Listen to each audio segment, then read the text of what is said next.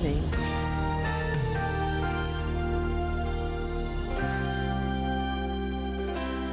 Eu confiarei no Senhor, eu esperarei no Senhor. As suas palavras não hão de passar, eu sei que o meu milagre vai chegar. Eu confiarei no Senhor, eu esperarei no Senhor. As suas promessas sei que vai cumprir, pois o melhor de Deus está por vir. Eu confiarei.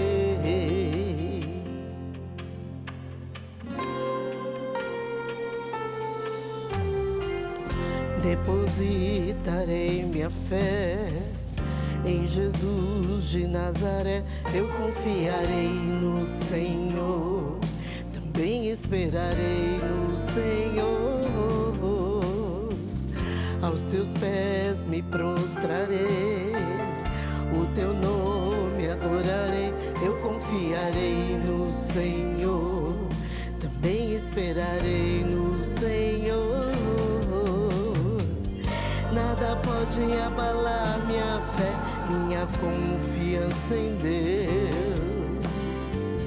Tua palavra não volta vazia, em ti esperarei. Eu confiarei no Senhor, eu esperarei no Senhor. As suas palavras não vão me passar, eu sei que o meu milagre vai chegar. Eu confiarei no Senhor, eu esperarei no Senhor. As suas promessas sei que vai cumprir, pois o melhor de Deus está por vir. Eu confiarei.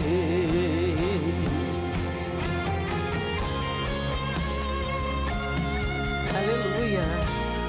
Eu confio em ti, Senhor.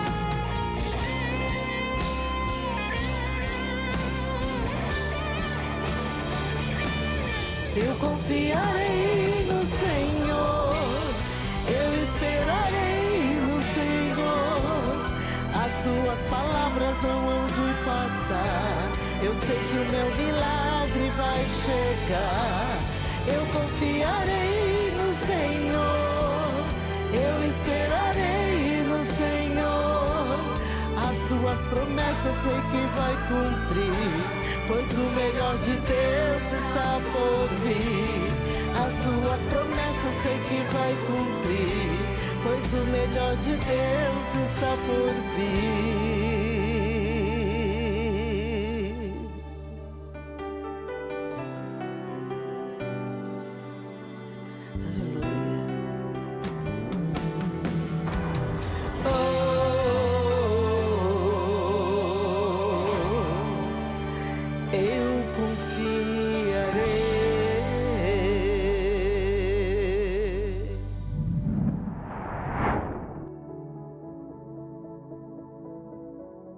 A paz do Senhor, amada igreja, irmão e irmã, sejam bem-vindos a mais um culto da série Falando de Deus. E hoje, seguindo a sequência da série Liberdade, estaremos ministrando o episódio 7. Se você perdeu algum dos episódios passados ou cultos passados, vai lá no canal do Ministério Folha em Branco, no YouTube, dá um clique lá e você vai abrir, assistir e será grandemente abençoado. Também quero te convidar a você deixar seus comentários durante os cultos. Se você gostou da palavra, se há algo na palavra que tocou o teu coração, mande seus comentários para nós, interaja com o Ministério Folha em Branco. Isso será bom para a sua vida, será bom também para nós. E queremos sempre estar orando por vocês, intercedendo sobre suas causas. Nosso papel é ministrar a palavra e também interceder pelo povo de Deus. E para nós é uma alegria podermos saber que um culto tocou no seu coração. Faça isso e nos alegre o coração. Quero fazer uma introdução antes da palavra.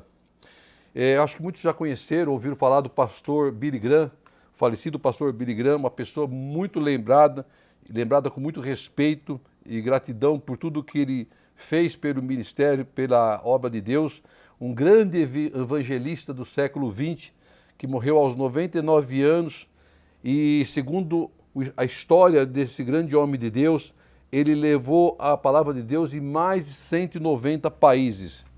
Pastores, igrejas, cristãos renderam-se a glória ao Senhor através da vida desse homem de Deus, grandemente usado por Deus. E em suas cruzadas, que calcula-se que ele tenha alcançado a sua palavra, mais de 220 milhões de pessoas. Que número surpreendente, ministrando a palavra de Deus. Se você somar as transmissões pelo rádio, pela televisão, diz que o número salta para mais de 2 bilhões de pessoas alcançadas através das ministrações de Billy Graham. O pastor Billy Graham realmente tem uma história muito rica e maravilhosa de ser compartilhada. E lendo uma publicação do pastor Billy Graham, acho que se não me engano foi no Face, não estou bem lembrado agora, encontrei lá um comentário que ele faz de uma história que eu achei muito interessante, cujo título era Igreja Vazia. Eu quero compartilhar com os irmãos, ler para os irmãos sobre essa história. Diz assim, presta atenção. Um pastor de um pequeno vilarejo chegou à igreja animado e motivado para realizar mais um culto de noite. A hora passava e o povo não chegava. Parece que está relatando hoje, né? Depois de 15 minutos de atraso, entraram 3 crianças. Depois de 20 minutos, entraram 2 jovens. Então o pastor resolveu começar o culto com os 5 irmãos. Ao decorrer do culto, entrou um casal que se sentou nos últimos assentos da igreja. Quando o pastor fazia a leitura da Bíblia para a pregação da noite, entrou mais um senhor meio sujo, com uma corda na mão. Mesmo desapontado, sem entender o porquê do fracasso do povo, o pastor conduziu o culto animado e pregou com dedicação e zelo. Quando voltava para casa, ele foi assaltado e espancado por 2 ladrões que levaram a sua pasta, onde havia sua Bíblia e outros pertences. Enquanto sua esposa fazia os curativos das feridas em casa, ele descreveu aquele dia como o dia mais triste da sua vida, o dia mais fracassado do seu ministério, o dia mais infrutífero de sua carreira. Depois que se passaram 5 anos, o pastor resolveu compartilhar essa história com a igreja. Quando ele terminava de contar a história, um casal de grande referência naquela congregação interrompe o pastor e diz: Pastor, aquele casal da história que se assentaram no fundo éramos nós. Estávamos à beira do divórcio, em função de vários problemas e desentendimentos que havia em nosso lar. Naquela noite decidimos pôr um fim no casamento, mas primeiro decidimos entrar na igreja e deixarmos lá nossas alianças. E depois cada um seguir o seu caminho. Mas desistimos do divórcio depois que ouvimos a pregação do pastor naquela noite. Hoje estamos aqui com o lar e a família restaurada.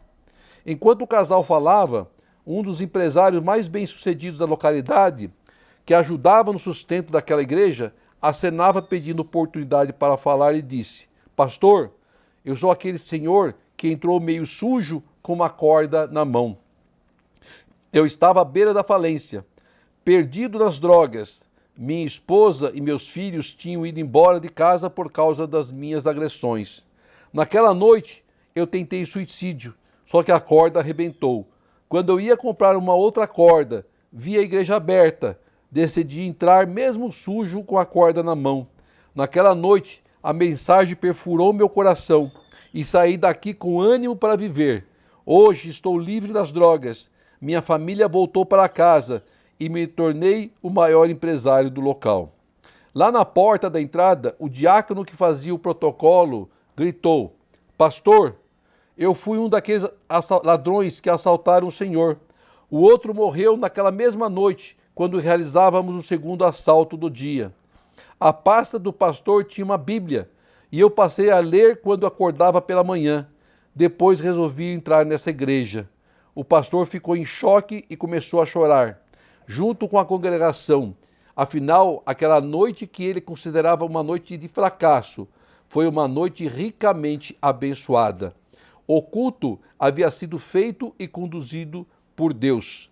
Quando tudo parece, irmão, estar dando errado, para Deus é quando começa a dar certo. O que nós tiramos dessa história são 6 lições importantes para nossas vidas. Exerça o teu chamado com dedicação e zelo, independente do número de participantes. Segundo, dê o seu melhor todos os dias, pois cada dia você será um instrumento para a vida de alguém. Terceiro, nos dias piores da sua vida, você ainda pode ser um instrumento de Deus para abençoar a vida de alguém. Quarto, o dia que você considera como o dia mais infrutífero da sua vida na Terra, na verdade, é o dia mais produtivo no mundo espiritual. Quinto, Deus usa as circunstâncias ruins da vida para produzir grandes vitórias. E sexto, nunca diga, hoje Deus não fez nada, só pelo fato dos seus olhos não verem nada. Amém? Que essa palavra fique no teu coração, você reflita sobre ela. Então eu convido agora a abrirmos a nossa palavra de leitura de hoje em Jeremias 9, versículo 23 e 24. Jeremias 9, versículo 23 e 24. Uma história muito bonita, né? Muito bonita, profunda. Diz assim: assim diz o Senhor, não se glorie o sábio em sua sabedoria, nem o forte em sua força, nem o rico em sua riqueza.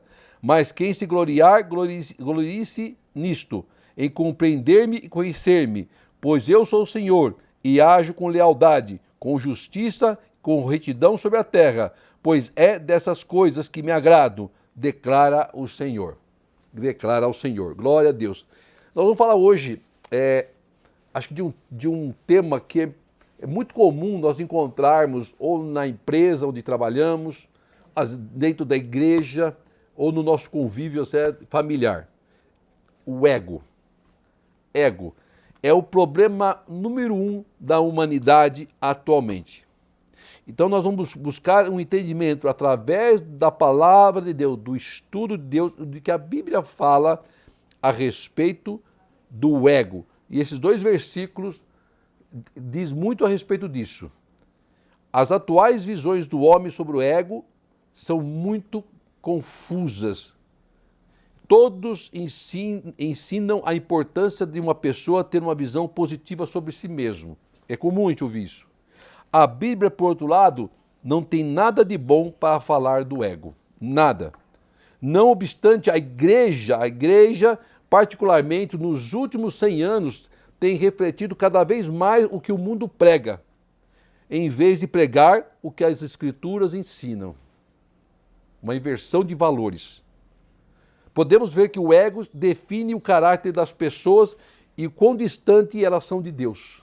Toda pessoa arrogante, toda pessoa a gente fala muito do galo com o peito estufado, né? Cheio de ego, né? Eles são totalmente afastados de Deus. Tudo que elas fazem é para si, não para o próximo. É para se satisfazer, mesmo que isso gere dor, tristeza no próximo. E a Bíblia nos sugere que o ego separa o homem de Deus e separa sim, porque ele age com total independência, como sendo os únicos donos da verdade. Nós temos que tomar cuidado, porque o ego ele começa a nascer dentro de nós de uma forma muito singela. Nós não percebemos, só que ele vai nos dominando, nos dominando, nos dominando. Sabe quando uma pessoa fica arrogante? Quando ela sai de uma situação financeira que é, vamos dizer assim, de médio para baixa, né, pequena, para uma situação de média para alto. Quando ela tem uma evolução financeira, ela se acha o dono da verdade. Já estufa o peito, né, e quer dar ordem em tudo e em todos. Cuidado, isso é um terrível perigo. Por isso que muitas vezes Deus não dá para a pessoa mais do que ela pode ter. Por quê? Porque ela não está preparada para receber. Não está preparada para receber. Veja como Deus é perfeito. Então a Bíblia nos sugere que o ego separa sim o homem de Deus. Porque ele age com independência, como os únicos donos da verdade. Foi por isso que Cristo fez a negação do ego como uma condição para que alguém fosse seu discípulo. Abandonar as coisas do mundo. Abandonar os prazeres do mundo para seguir a Jesus. Deixa tudo e me segue. Então nós conhecemos de onde surgiu o ego, na palavra de Deus. Porque a palavra revela isso. E o ego começou lá no céu. Como assim lá no céu? Foi através de Lúcifer, um anjo ungido que se tornou adversário de Deus. Satanás, porque ele se exaltava a si mesmo. Está lá em Isaías 14, 13 e 14. Vou ler para você. Diz assim: você que dizia no seu coração, subirei aos céus, erguerei o meu trono acima das estrelas de Deus, eu me assentarei no monte da Assembleia, num ponto mais elevado do Monte Santo. Subirei mais alto que as mais altas nuvens, serei como o Altíssimo. O ego de Satanás, a arrogância de Satanás. Essa era a vontade própria de Lúcifer em suas afirmações. Subirei, exaltarei, assentarei, serei. O seu ego o fez rebelar-se contra o Criador, contra Deus. E as consequências da sua vontade, todas elas nós sabemos quais foram. Todas elas sabemos quais foram. Aí diz que lá no versículo, desculpa, Ezequiel 28:15, diz assim: perfeito era nos teus caminhos, desde o dia em que foste criado até que se achou iniquidade em ti. Por quê? Porque quis ser maior que Deus. A Isaías 14:15 diz: contudo, serás precipitado para o reino dos mortos, no mais profundo do abismo. Olha a consequência do ego produziu na vida do anjo de Deus, que era Lúcifer, que se tornou Satanás, o anjo caído. E esse conceito de Satanás, essa forma de agir Satanás, ele começou a manipular os homens. E ele fez isso com o primeiro casal, o primeiro homem e a mulher da história, Adão e Eva, quando ele seduz a Eva. Sua estratégia começou na semeadura das ideias confusas sobre Deus havia dito a Eva. E Eva, então, caiu nas mentiras de Satanás, lá no versículo 5 de Gênesis 3. Porque Deus sabe que no dia em que dele comerdes, se vos abrirão os olhos, e como Deus sereis conhecedores do bem e do mal.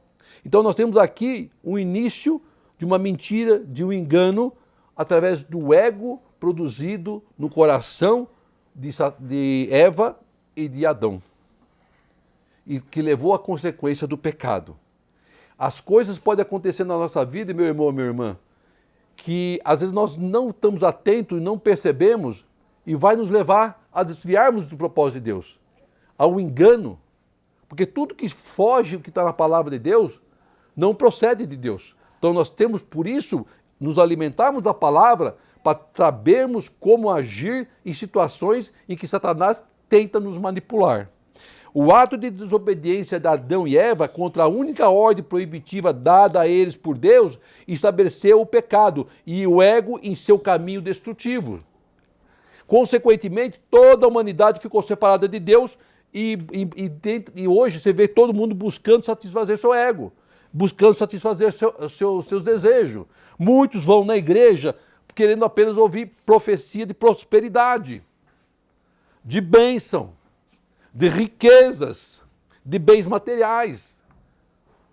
Você não escuta ninguém falando assim: eu quero ter dons espirituais, eu quero ser um instrumento nas mãos de Deus. Mas não buscamos coisas materiais, coisas do mundo, e não as coisas espirituais. Para quê? Para satisfazer o nosso ego. O ego é a escolha do mundo, a vontade e a maneira do homem em oposição à vontade e maneira de Deus. O ego é a única opção que resta para todos que rejeitam a Deus da Bíblia. Ao invés de buscar a Deus, em vez de buscar o sacrifício de Cristo, que é o único capaz de nos libertar desse vírus, que é o ego, dessa enfermidade que entra no nosso coração, na nossa mente.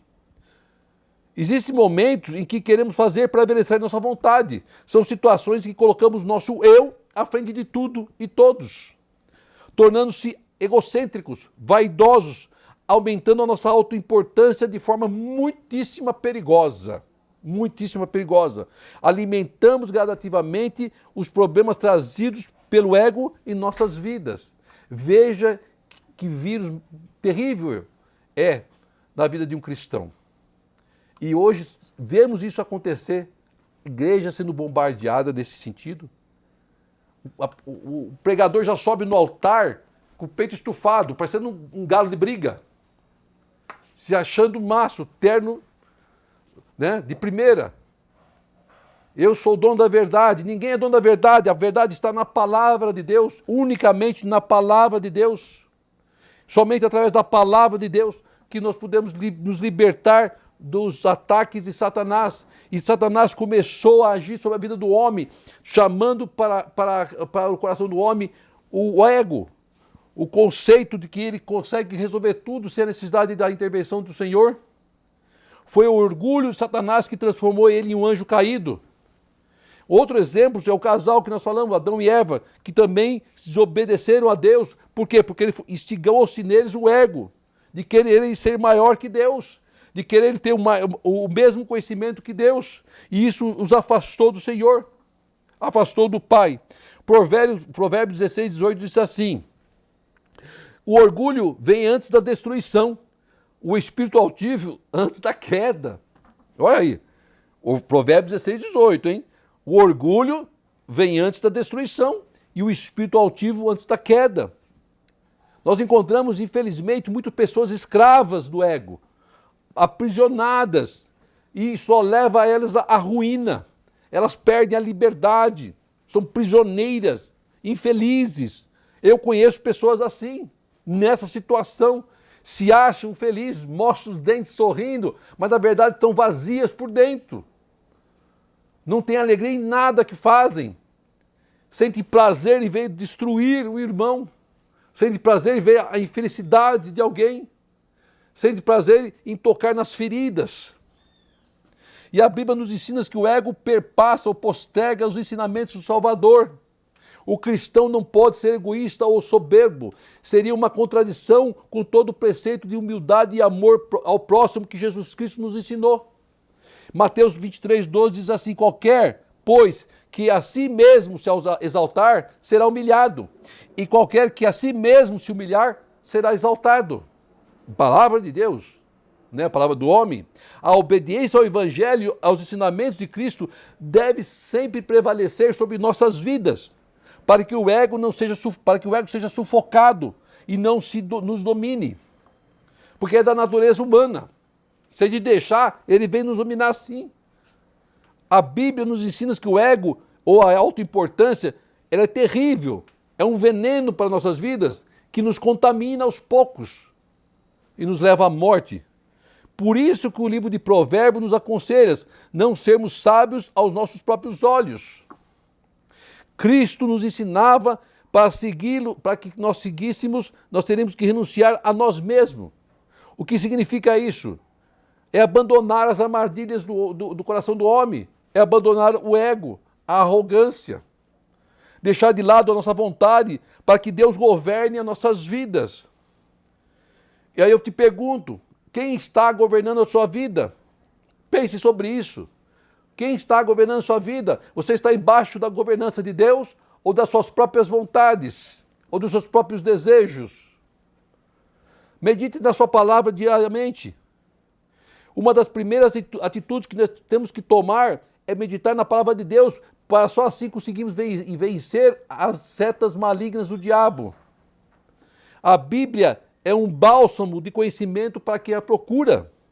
Salmos 1, 2 diz assim, ó: antes tenha o seu prazer na lei do Senhor, e na sua lei medite de dia e de noite. Quer vencer? Quer pisar a cabeça da serpente? Quer ter vitória em sua mão? Medite na palavra de Deus. Busque a presença de Deus. Deus quer fazer parte de nossas vidas, no dia a dia, em nossas decisões. Não é fácil negar o ego. Praticar os ensinamentos bíblicos não é fácil. Mas saiba que isso é fundamental para que possamos viver bem felizes. E por fim, em Pedro 3, 8 diz assim: e finalmente, sede todos de um mesmo sentimento, compassivos, amando os irmãos, estranhavelmente misericórdios e afáveis. Seja bondoso, seja gentil. A dor do seu irmão tem que refletir em você, você tem que sentir essa mesma dor. A alegria do seu irmão tem que refletir em você, você tem que sentir essa mesma alegria. Muitos não conseguem viver com a alegria do irmão. Onde está o amor ao próximo como a ti mesmo? Coloquei embaixo na gaveta, na última gaveta lá, e guardei lá, esqueci, tá meio empoeirado lá. Ou nós praticamos as vontades do Senhor, ou nós vivemos segundo o Senhor, ou nós vivemos segundo o mundo. E é claro que lutar contra o nosso próprio ego não é fácil. Ainda assim devemos nos nortear sempre por aquilo que agrada a Deus, vigiando para que possamos ser humildes e obedientes, seguindo a vontade de Deus. O que demanda do nosso eu não pode jamais ser mais ou tão importante quanto o que vem do Pai. Do Pai. Se isso acontecer, para, ajoelha e ora ao Senhor. Não se esqueça, Deus se opõe aos orgulhosos, mas concede graças aos humildes. Tiago 4,6. É isso que a Bíblia nos ensina. Deus quer nos usar de forma milagrosa. A liberdade virá através da ajuda do Senhor às nossas vidas. E Ele pode nos libertar do nosso ego. O impossível acontece quando nós ouvimos a voz do Senhor, a voz de Deus que fala através da sua palavra. Então não perca essa oportunidade. Busque a presença de Deus, se alimente da palavra de Deus dia a dia e você será um vitorioso em nome de Jesus. Oremos ao Pai.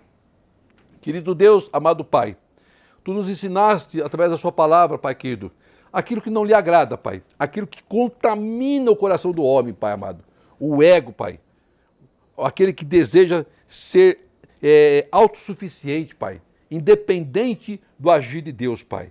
Isso não agrada ao Senhor, Pai. Então, se isso está acontecendo em nossos corações, Pai, nos limpa agora, Pai, nos limpa.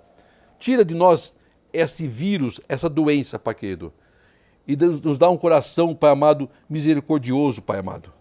Um coração em que nós sentimos o que o irmão sente, Pai amado. Amor ao próximo, Pai querido. Para que possamos ser abençoados em Cristo Jesus, Pai. E não vivamos os enganos do homem, Pai. Os enganos do mundo, Senhor. É o que eu te peço para teu povo em Cristo, Pai querido. Que o grande amor de Deus, a graça do nosso Senhor e as doces consolações do Espírito Santo estejam com toda a sua igreja, hoje e sempre. Amém e amém. Glória seja dada a ti, Senhor. Eu confiarei no Senhor, eu esperarei no Senhor. As suas palavras não hão de passar. Eu sei que o meu milagre vai chegar. Eu confiarei no Senhor, eu esperarei no Senhor. As suas promessas sei que vai cumprir, pois o melhor de Deus